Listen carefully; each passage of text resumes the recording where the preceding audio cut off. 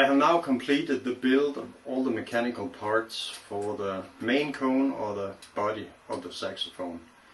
The side keys are done, the alternate F sharp is done, the lower stack is done, the upper stack, the palm keys, the octave mechanism, everything is working as it should. This video is about a little strange contraption I put in here, which is a never stick G-sharp mechanism. This is what this video is all about. You may know this never stick G-sharp mechanism from Steve Goodson's instruments because he has a license to use the Japanese version of this invention. Mine is fundamentally different because the Japanese version has the lever arm attached directly to the cup, which is quite a different principle, and I decided to do a separate arm, and I have a very different spring system, so all in all it's a really complete and utter different contraption. Furthermore, there's no license in Denmark for this patent, so I'm not violating any copyrights by implementing it on this saxophone. I am more or less done with the G cup and the lever arm. I made this lever arm with a little Delrin roller.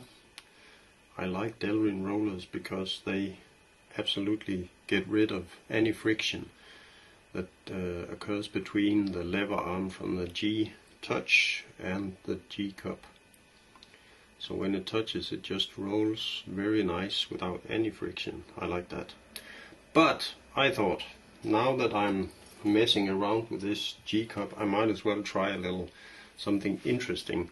I'll start by soldering the hinge to this lever arm, and I need to shorten it and adapt it a little bit.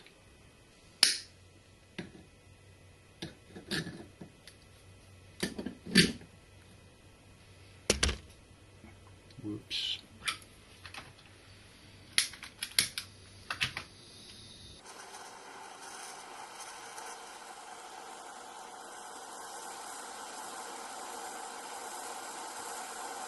I'll just heat up the brass material really good before applying the silver solder, because then it will almost melt instantaneous.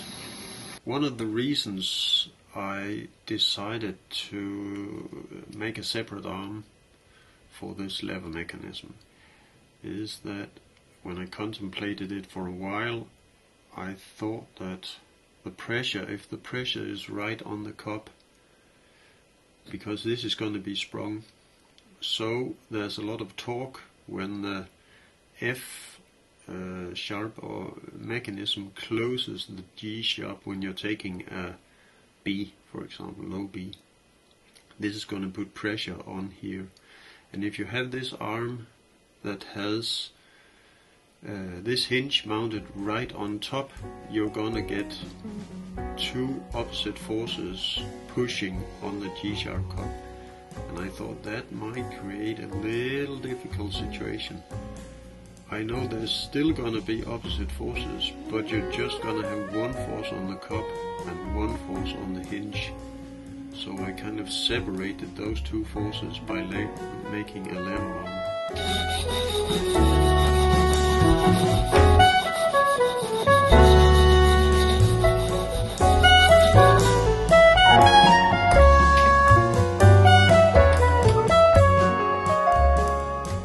When you do the never stick G-sharp mechanism, you're not using a needle spring in the traditional location, which is on the post fitted right here. What I'm going to attempt is to fit in a blue steel spring in this frame here. It's going to be mounted there, and it'll be sitting here, and I will have a spring rest somewhere in here screwed into this lever arm. You can see I made it just a little bit thicker on this part, because this is actually the lever arm that is doing all the work. This is just a support arm as far as I can figure out. So I'm gonna fit a blue steel spring here, and that is going to keep these two locked together. I'm going to put a spring in this lever arm, and it's going to be a 0.7, and as you know, that is a very puny little drill I'm going to be using. So I made an insert in my Dremel so I can use that for a drill, and I'm just gonna drill through it here as well as I can, and that is going to take a while. That went well, so now I can put the needle spring in here.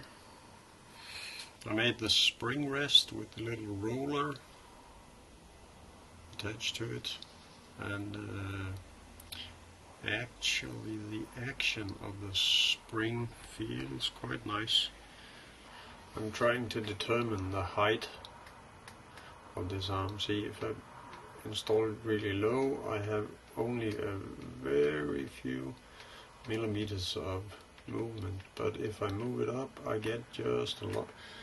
If I move it just about 2 millimeters up, I get almost a centimeter of clearance, and it's probably more than enough, so I need to find a kind of middle way here.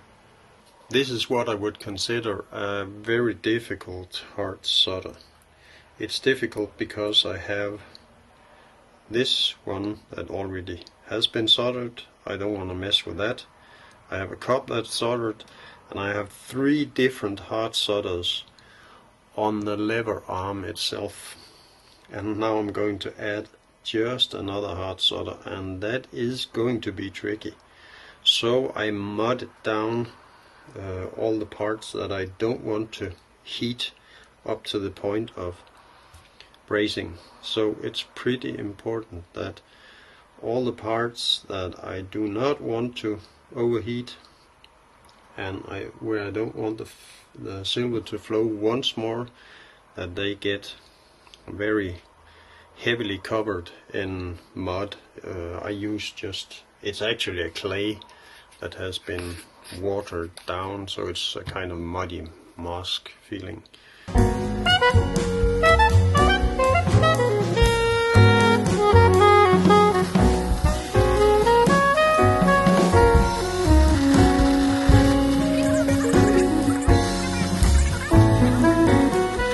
This time I'm going to solder the connector arm, and I'm just going to use some cotton to protect all of this area, which is now nice and finished.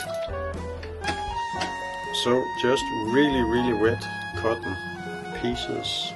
I'm just going to wrap it around the parts that I do not want to overheat.